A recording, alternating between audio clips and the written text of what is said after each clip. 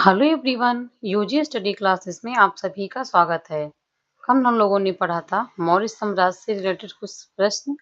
आज हम पढ़ेंगे गुप्त काल से संबंधित 25 एमसीक्यूज हैं, जो 1 to 5 और 6 to 8 दोनों के लिए हैं।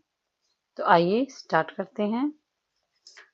आपका पहला क्वेश्चन है, गुप्त वंश का संस्थापक कौन था? ए समुद्रगुप्त, बी चंद्रगुप्त प्रथम, C Srigupta, D Skandagupta. Option C हो जाएगा श्रीगुप्त। गुप्त वंश के संस्थापक श्रीगुप्त थे। सेकंड क्वेश्चन, गुप्त संवत की शुरुआत किसने की? ए समुद्रगुप्त, बी चंद्रगुप्त प्रथम, सी कुमारगुप्त, डी स्कंदगुप्त। सेकंड में आपको ऑप्शन बी हो जाएगा चंद्रगुप्त प्रथम। गुप्त संवत की शुरुआत चंद्रगुप्त प्रथम ने की। तीसरा क्वेश्चन, भारतीय नेपोलियन किसे कहा जाता है? ए चंद्रगुप्त प्रथम, बी समुद्रगुप्त, सी कुमारगुप्त, डी रामगुप्त। तीसरे में ऑप्शन बी होगा समुद्रगुप्त। समुद्रगुप्त को भारत का नेपोलियन कहा जाता है। चौथा क्वेश्चन, प्रयाग प्रशस्ति के रचयिता कौन थे? ए कालिदास, बी हरिशेन, सी बाणभट्ट, डी विशाखदत्त। प्रयाग प्रशस्ति की रचना हरिशेन ने की थी। इसमें ऑप्शन बी सही हो जाएगा। पांचवा क्वेश्चन, प्रयाग प्रशस्ति किस शासक से संबंधित है? ए चंद्रगुप्त द्वितीय, बी समुद्रगुप्त, सी कुमारगुप्त, डी स्कंदगुप्त। पांचवे में बी हो जाएगा समुद्रगुप्त। उनके शासनकाल में बनी थी, इसकी रचना हुई थी। बी ऑप्शन सही हो जाएगा। छठा क्वेश्चन, चंद्रगुप्त द्वितीय का उपनाम क्या था? ए विक्रमादित्य, बी अशोक, सी देवगुप्त, डी महेंद्र। छठे में आपको ऑप्शन ए हो जाएगा चंद्रगुप्त द्वितीय का नाम विक्रमादित्य था। सातवां क्वेश्चन, फाहियान किसके शासनकाल में भारत आया था? ए समुद्रगुप्त, बी चंद्रगुप्त प्रथम, सी चंद्रगुप्त द्वितीय, डी स्कंदगुप्त।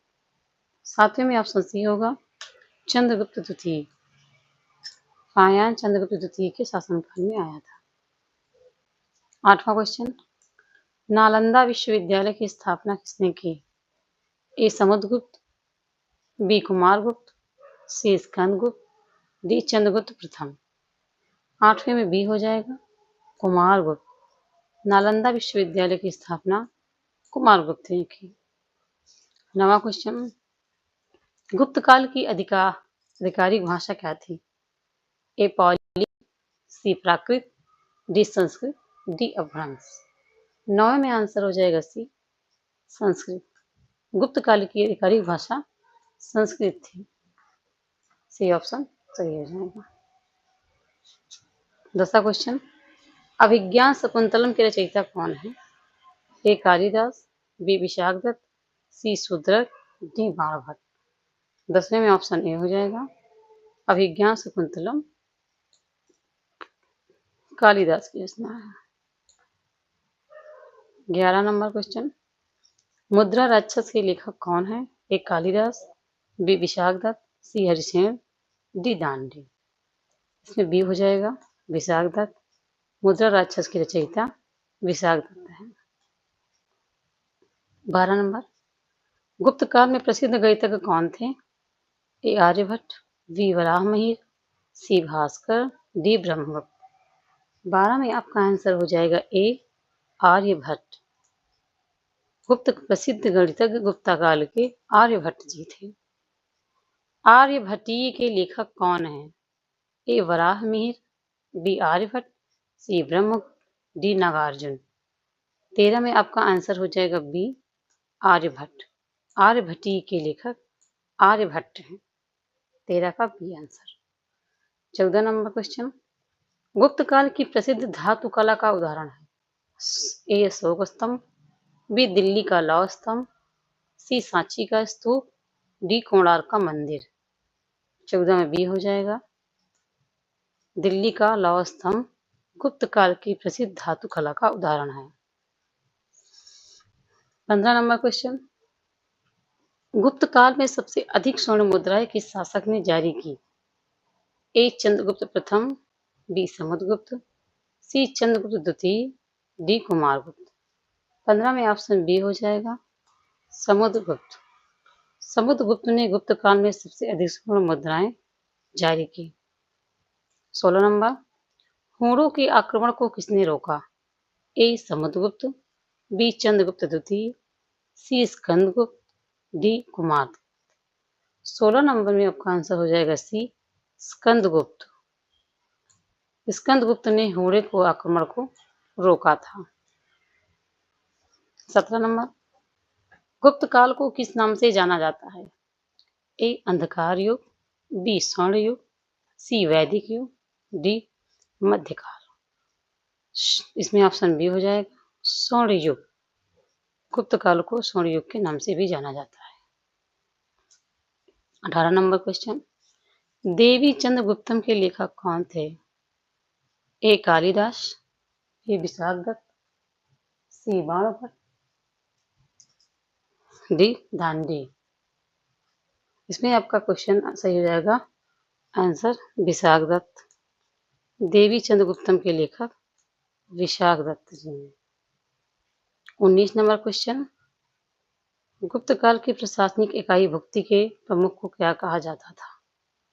ए ग्रामिक, बी उपरीक, सी विषयपति, डी सेनापति। तो इसमें ऑप्शन बी हो जाएगा उपरीक। गुप्त काल की प्रशासनिक इकाई भुक्ति के जो प्रमुख होता था उसे उपरीक कहा जाता था। ऑप्शन बी करेक्ट हो जाएगा। 20वां नंबर क्वेश्चन, गुप्त काल में भूमिकर को क्या कहा जाता था? ए भाग, बी बलि, सी कर, डी उपरि। इसमें आपको ऑप्शन ए होगा भाग। गुप्त काल में भूमिकर को भाग कहा जाता था। ऑप्शन ए करेक्ट हो जाएगा। 21 नंबर क्वेश्चन, गुप्त काल में किस धर्म का विशेष उत्थान हुआ? ए जैन धर्म, बी बौद्ध धर्म, सी वैष्णव धर्म, डी सिख धर्म। 21 में ऑप्शन सी होगा वैष्णव धर्म। गुप्त काल में वैष्णव धर्म का विशेष उत्थान हुआ। 22 नंबर, गुप्तकालीन मंदिर वास्तुकला का उदाहरण है?